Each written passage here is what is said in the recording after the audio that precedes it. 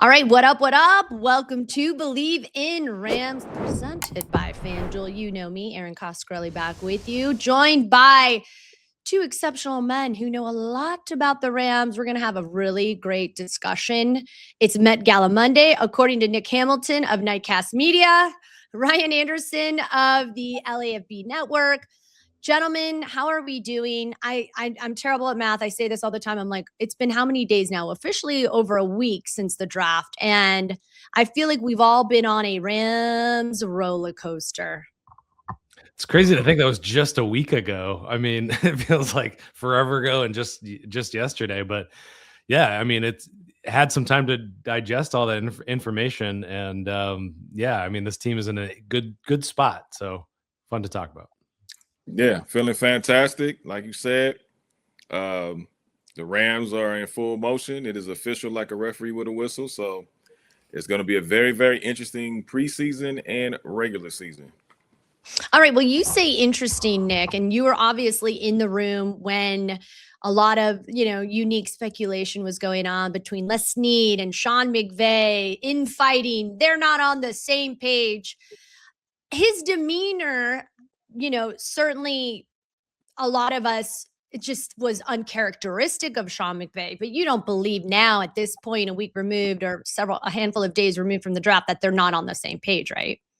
Well, here's the thing. I think Sean McVay is a real one. And I think his emotions, he's not one to hide emotions at all, whether he's happy, disgusted. We've been in those scrums and those press conferences where he's been happy. He's been a little bit more jovial and willing to kind of joke around with the media. And then when he's absolutely pissed, you know it, you feel it, you see it when he walks, with his presence into that room. So that first day was definitely, everybody was taken aback, I think, because of just his demeanor. And he held it well. Like, I give Sean McVay props. Like, if him and Les Snead are homies, as they say, then Sean McVay belongs in the Homeboy Hall of Fame, because he definitely held Les Snead down as far as making sure that Les Snead did not look bad or look in a way where it just looked like, okay, this is totally Les Snead. This has nothing to do with Sean McVay, and they're at odds. And I know that was the narrative that everybody wanted to paint, but I don't think that I think there were disagreements as it pertains to the pick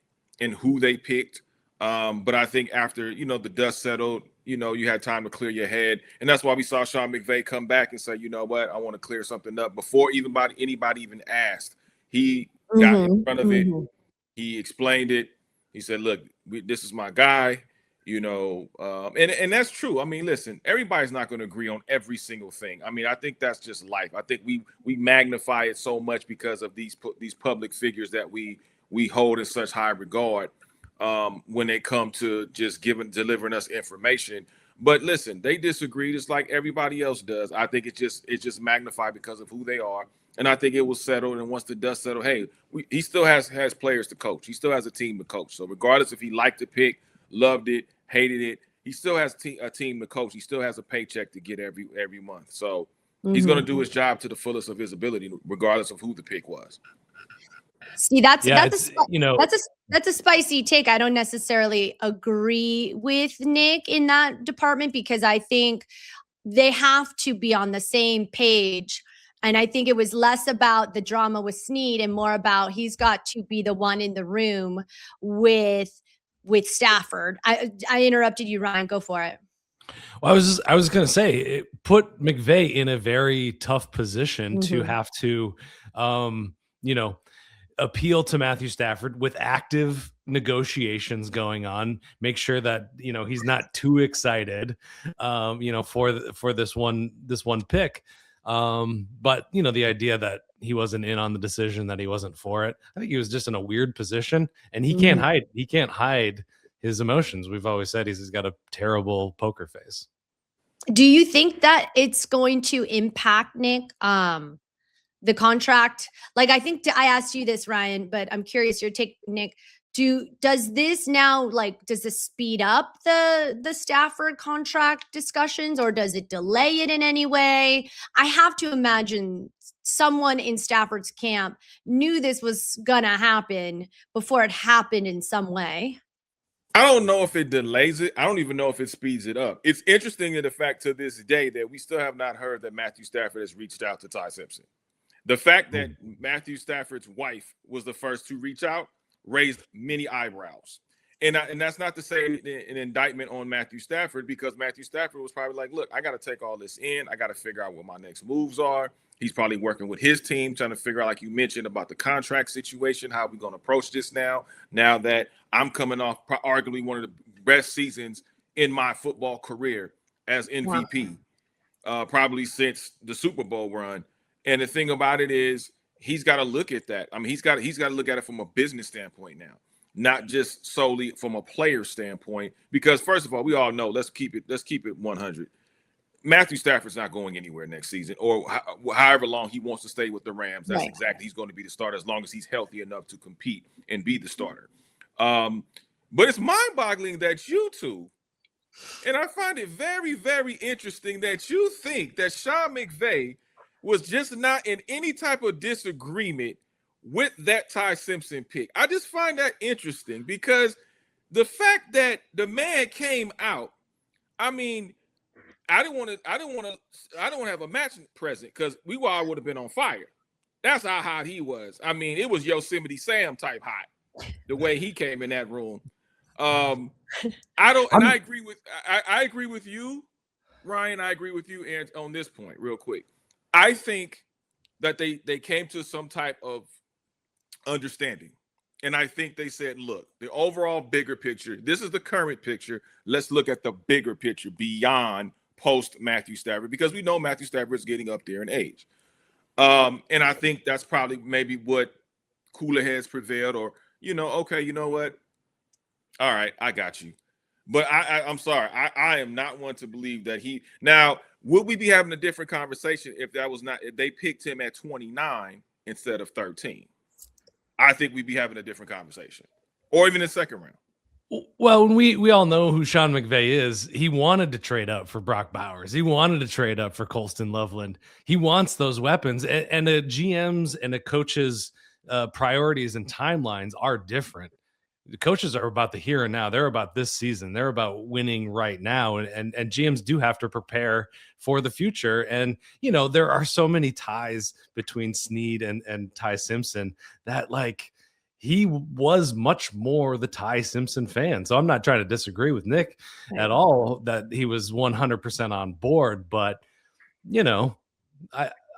obviously there was some division in thought. In the background, I have friends that I've worked with that, they put me in a bad place sometimes, or they're in the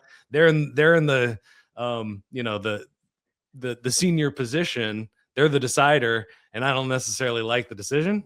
They're still friends with them, Yeah, but they did you dirty. I think Nick actually was the one that asked the question that I posted that went viral, where you were like, so why did you decide to draft? And then, that's all we needed to hear was Les Snead saying his processing speed. He's handled adversity. And it was funny because somebody in the media said, if we hear one more time the Florida State adversity point, which is his point in saying that, and I can say I appreciate it, is they want, first and foremost, someone in that building that exhibits a culture representation of the Rams. And so going through hard things, how do you handle those hard things, says a lot about you. But you were the one that actually, I think, asked the first question that started to sort of see that Sean was not of the same excitement level. But I'm still going to go back to the fact that I think that was an optics thing. He's trying to have reverence. He's the one that deals the most with Matthew Stafford. He's protecting his relationship with him. And the other part that I think is very interesting when it comes to architecting a roster is you have these massive egos, these massive football experts. You've got Les Snead and Sean McVay. And for the most part, I remember when I was with the Niners in 2013, it was Jim Harbaugh and Trent Baalke. And one of those guys had to go. Too big of an ego in one room, and the working environment, according to the front office, it didn't work. It didn't make sense. And so I do think big picture, they do get along.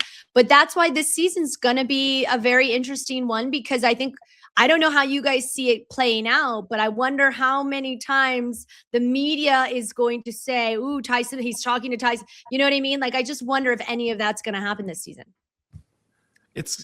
I mean, it was the biggest story coming out of the draft, and it's going to be under the microscope. Every little move is just going to be picked apart ad nauseum, completely all the way through. Yeah. Stafford gets starts to struggle in some way, like, we're going to put in the new. Go ahead. I'm sorry. Go ahead, Ryan. I was just gonna say Stafford gets a splinter paper cut, and everybody starts going, "Oh, is it Ty Simpson time? Get ready for it. That's going to be the story." Oh no, I'll go even before that. Let those two be on the field, and they happen to be talking to one another. And if either one of them looks dismissive, like they could just be like, "Yeah, okay," and they're processing a play in their heads, and they're listening, but they're processing. But we don't know that because we're not in their heads. But on what the optics may look like, oh my God, it's going to be does Matthew Stafford really accept Ty Simpson? It's just going to be outrageous. And the thing about this, you couldn't find a better blend between Les Snead and Sean McVay. I think that was the perfect blend of those two brains, along with their team, and even Kevin Demoff to add to that as well, because I think the Rams have a lot of smart people in the front office that know what they're doing. They know how to go about getting players, and yeah, they've had some misses, no question. I've been the first one to say, hey, that was a bust. But overall, if you look at their draft product on the last few years, they've made some incredible picks. I mean, obviously, we know about Puka Nacua coming out in the 5th. Nobody saw that coming except for Les Snead and Sean McVay and company. The trades that they've made over the course of time that people kind of was head scratchers too. So listen, I think it's going to be. This should be hard. I mean, the Rams should get a hard knock series. I'm sorry, we absolutely need to be a part of that. Yeah, 100%. So yeah, I agree with you. I think you both are making a point of why the Rams are going to be, not to mention they're Super Bowl contenders according to FanDuel. They're still sitting at the top spot, as the favorites according to Vegas odds maker to go back, to make it to Super Bowl 61. It's in SoFi. You've got Stafford. Is he going to retire? Coming off an MVP. I mean, all the writings, what's up with Puka? It's going to be a very interesting offseason leading into the season. So for you guys, now we've had some time to digest, to decompress. The marination of the 2026 draft class is finally settling in. Where are we at? How do we feel? And what are we thinking moving forward with the Rams as they, get into OTAs, mandatory mini camp, and then, training camp is going to be here end of July before you know it. Yeah. Just out, I think pretty recently, Sharp Football Analysis puts the Rams as the 5th hardest strength of schedule based on Vegas win totals. I mean, you think the Chiefs are going to bounce back pretty good. The Chargers are surging. The Broncos are definitely going to be an interesting team. What happens with the Eagles and the Packers? And then obviously the NFC West is what it is. All, 3 teams with over 10 and a half wins per Sharp. So it's, I mean, that's my top question there. Is it true that it's the 5th hardest schedule, out there? And that's that clawing your way into the playoffs is not what you want to do, Go ahead. It's interesting. I mean, I was asked on another show about giving grades, like what teams you felt draft well and how that would translate into, the preseason and ultimately the regular season. And I look at this Rams draft class and I gave it the grade that I gave. And I said, I still have questions at wide receiver because I still think they're pretty thin at wide receiver because we know how great Puka Nacua is. He's absolutely a flat out stud. Tied for probably the best wide receiver next to JSN, right? And then obviously there are others. But when I look at Devontae Adams, and as great as Devontae Adams is, and the veteran that he is, and the high football IQ that he has, if he goes down, we've seen how much this Rams team is in trouble if he happens to go down. And God forbid he doesn't. Hopefully he has a very healthy season. He plays all, 15, 16, 17 games this season. And he's obviously going to be a major contributor. But then if something does happen to either Puka or Devontae, who's going to fill in that slot? And if you don't have, that's why I was so high on Mekhi Lemon or even Kenyon Sadiq, because I think that you have guys that can actually catch the ball, give you some yards after the catch. And when you talk about, coming from the backfield, as far as kicking the ball in the backfield and being able to return punts, Mekhi Lemon is a guy that can return punts. So you don't have to worry about that problem that you experienced last season in Seattle where Buddy had butterfingers. So I think that addressed the need as well. So that's my biggest concern is I look at the wide receiver. I love the defense. I love how the defense is structured. I think they addressed all the points on defense and special teams. My concern is basically at wide receiver. Do they have enough depth, or will they make a trade mid-season like we've seen them do in years prior, where they trade for a wide receiver that maybe another team gives up on, but still has enough, tread on the tire to be able to contribute to Sean McVay and what his vision is.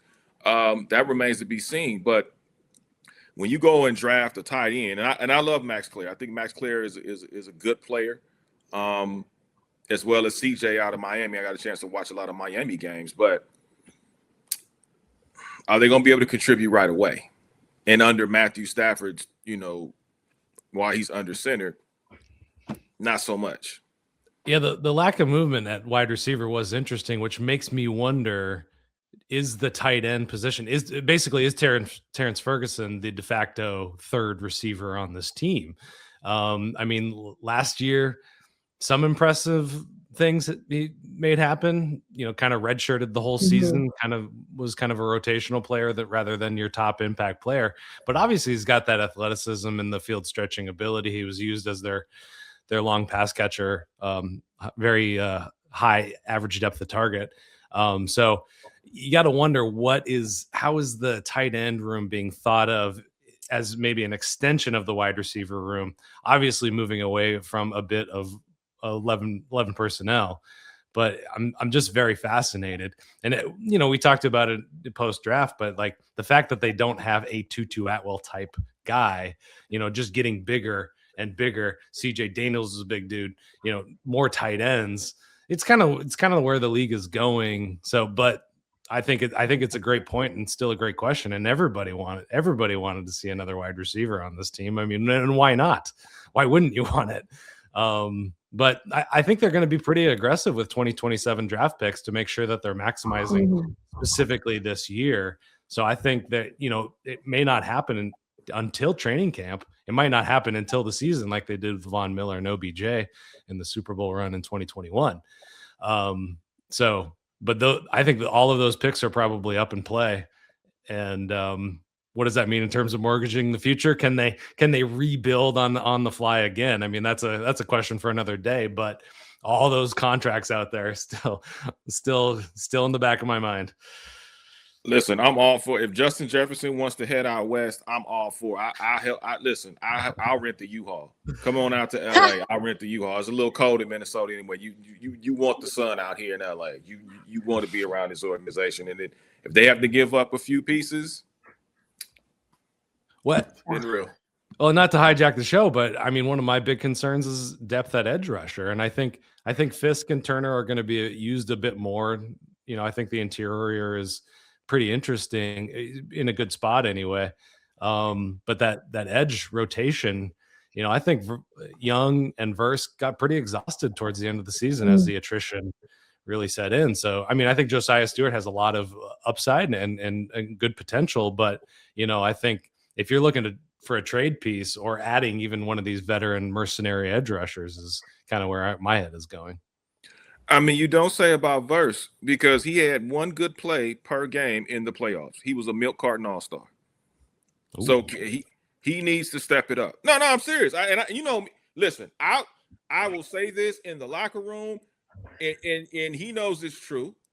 And he's an ultra talented player. I'm sorry.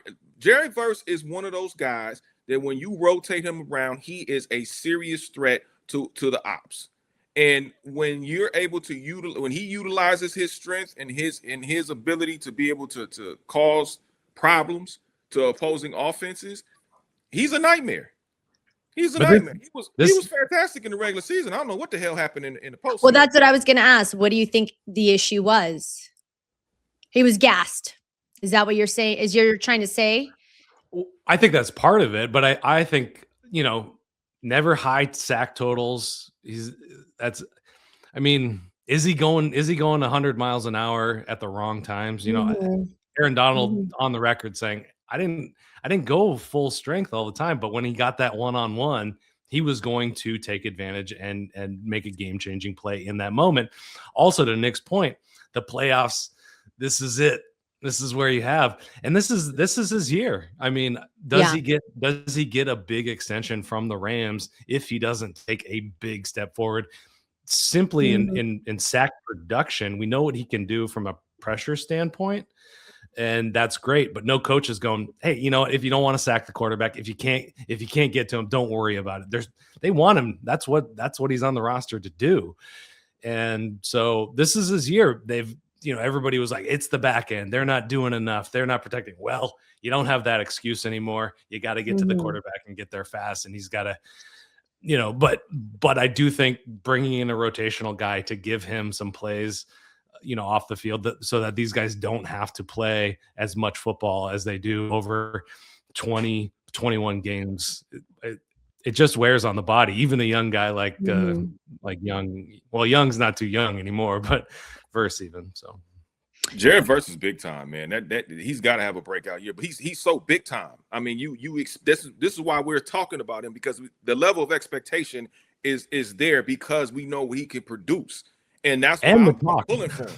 Yeah, and this is why I'm pulling for him. I want Jared Verse to do well. I want him to do well because I know how he offsets the rest of that defense. It's a ripple effect with the rest of that defense, especially on that front. So listen, Jared Verse has definitely got to take a big step forward, and I think he can, and I think he will, because he's harder on himself than anybody could be hard on him. So that's the one thing I respect about him the most.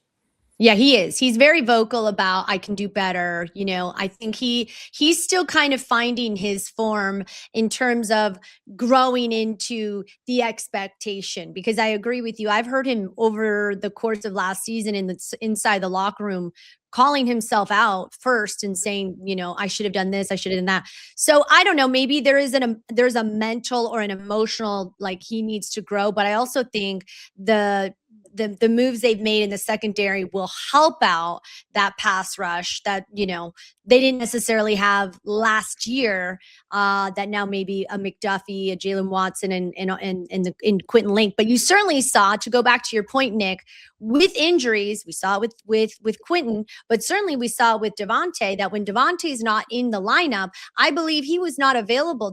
He was injured that Thursday night game in Seattle, which impacted their 1 seed positioning. They ended up going from the 1 seed to then the 5 seed. So when Devontae's not in, it does change the aggressiveness of this offense and the danger that it emits. And I do remember too, you commented, this was a while ago, and I can't remember which post, but you said a tight end, and somebody tried to say, that the Rams could draft a tight end, and somebody in the comments was like, "Are you crazy? They're not going to draft a tight end." Well, guess what, guys? Round 2, Max Clare, tight end out of Ohio State University. I do not remember who it was, but you called it first, and everybody's like, "No way, they're not going to do it." Well, look at us now. Mm-hmm. Look at you now. I know who it was. I'm not gonna waste time saying their name, but I know who it was. And that's why they can go back and watch this, and I'm gonna be like, I know, but it was just like, to me, it's so funny because I just remembered that. I'm like, you called it, and people were all up in arms. I guess the rest of, Rams fans also felt that way. But when you think about it, and why you posed it as a thought, is because it is a very real situation. 2 guys on expiring contracts. We really don't know Tyler Higbee beyond this year. He may not, he may just decide to hang it up. And then that leaves Terrence Ferguson, right? So it took Terrence Ferguson a very long time to absorb sort of the nuances of Sean McVay's playbook. And they want someone else to learn alongside maybe Ty Simpson. I don't know. But that's why Max Clare is going to be, they want someone in the building. I mean, when you think about it, all the draft picks now, as I've understood it, just it makes more sense. At first look, you're like, oh my God, it's crazy. But those moves make sense. You know, they get Tim Keenan because he's a big giant run stopper. You know, they have to play Saquon and they need protection in that department. So yeah, it's been an interesting offseason so far. I mean, I'll be clear. When I said the tight end aspect, there were two things I mentioned as well, just to be clear, because I don't want to seem like I just waved a crystal ball and that's who I thought it was. No, I'm pretty smart, but I ain't that smart.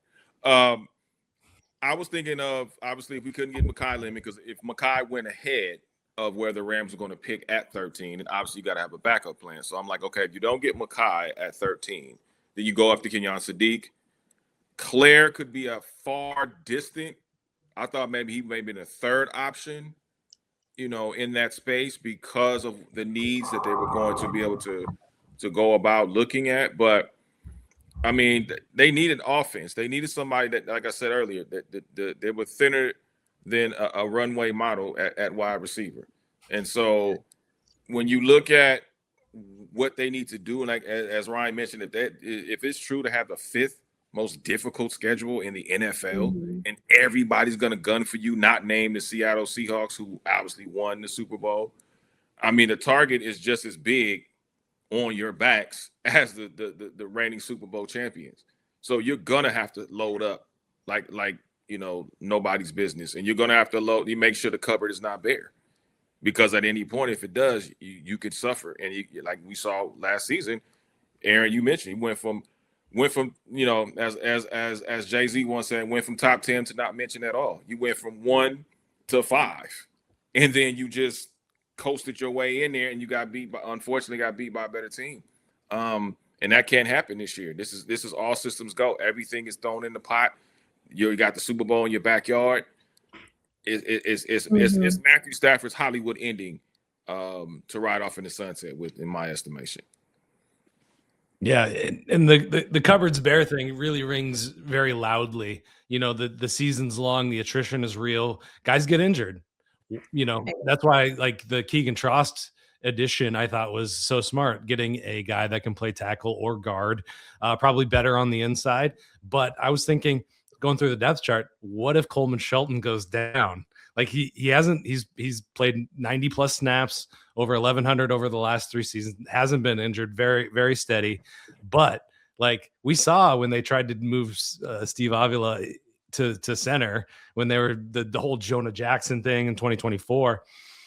I mean, you gotta make sure that you've got backups that can fill in for sometimes extended amount of times. And that's Coleman Shelton's the one that I have no idea what happens if something goes down there. So yeah, depth I think is the deciding factor for this team between a Super Bowl or a missed opportunity. I mean, we got to do this every week. It's entertaining. it's great. Well, I guess we probably will, because there's no shortage of storylines. As you know, I posted something on Instagram about how the NFL draft did better numbers than last year's NBA Finals. And in my question is, how can a moment in a sports calendar be bigger than an actual game? And to me, I think it just goes to show that right now every single fan base has hope, maybe too much hope, maybe not enough hope. But that's where we're at, and all eyes are on LA, because like you said, Nick, the Super Bowl is in the Rams' backyard, and the Rams are hungry to get back to that game. And over the last, 2-3 years, every season they get one game closer. Listen, Close only counts in horseshoes. And since we're playing the number one sport, we're covering the number one sport, I should say. This is the only time that we're going to opportunity for the Rams to capture another Super Bowl. Because if Matthew Stafford decides to retire at the end of this season, now we go into the Ty Simpson phase, and that's going to take a while. That's going to take quite a while. That's if he works out. Hopefully he does. But this is it. In the words of the late Michael Jackson, this is it. There's no other window. This window is right here, right now. If you don't climb through it, it's a wrap.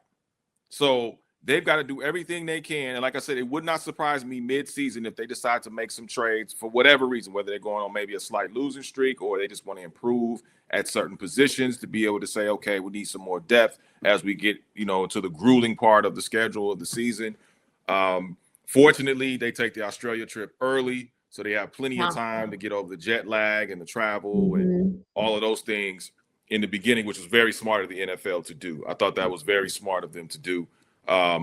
Especially, like I said, if you're trying to grow the game, don't tire the guys out so early in the season, especially like you said, Ryan, if this is the fifth most difficult schedule, traveling 15 and a half, 16 hours one way and then back is not the idea of having a solid, schedule as far as being able to win ball games. So this is it, man. If they don't get it done this time, we're going to be waiting for a while. I mean, we just have to look to the Dodgers, I guess, to bring championships to LA after a while, because this is it. No love for Luka and the Lakers. Who? We don't need to go there. I knew that. Okay. Hey, listen, I'm just asking questions here. I love it. Ty Simpson is Les Snead's defining pick. If it works, he is on the pantheon. He is Mount Rushmore GM. If it doesn't work out, back to the drawing board. Everybody's licking their wounds and looking a little silly. You think it's that simple, Ryan? We are in LA. It's nuanced. It's layered. I will say who's still hung up about Trey Lance. People aren't really like Brock Purdy saved that organization from looking completely foolish for the next 10 years. Yeah. So. I mean, listen, I always said, nothing against Ty Simpson. I hope he works out. But I felt like you didn't need to draft a quarterback because what the Rams do best is trade, right? Yeah. We saw what happened. I mean, the only pick that worked out to a certain degree was Jared Goff. And then at a certain point, McVay and Snead were like, hey, we need to take it to another level. And they went and traded for Matthew Stafford. Now, they said F them picks, but look what happened. It worked out. It got them a Super Bowl championship. So I'm saying, well, look, if it ain't broke, don't fix it. How about you just draft what you need to draft for? And then maybe, just maybe, this is my theory, if Stafford decides to hang it up, call Jerry and say, what do you want for Dak? Yeah. You just got to make sure they're in Cabo at the same time.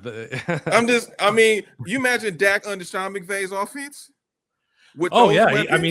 He's one of the closest players to Matthew Stafford out there in terms of an arm strength and the ability to get the ball in some tight windows for sure. Absolutely. I'm just saying hope is not a strategy in the NFL, and we don't know. We don't know anything. We don't know if Joe Burrow is going to be available, if Dak Prescott's going to play another season. So I think some insurance at the most important position, I think it works. That's true. Yep. And on that note, as we close, I do think I agree with you, Nick. A lot of guys would love to play for Sean McVay coming to the West Coast. The weather's nice. People are a little happier. Traffic not so great, but they'll get over it. Don't recommend parking just willy-nilly. Parking tickets run amok over here. But I agree, Ryan. I don't think that just a Joe Burrow will get handed on a silver platter or a Dak Prescott. There's a lot of different nuances to this. So we shall see, though. Maybe Les Snead is a genius and it's all going to work out. We'll hope. We hope so. On that note, Nick Hamilton of Nightcast Media, Ryan Anderson of the LAFB Network. I so appreciate. Let's do this again because I have a feeling this is People are going to like this episode. Thanks, guys. Anytime. For sure.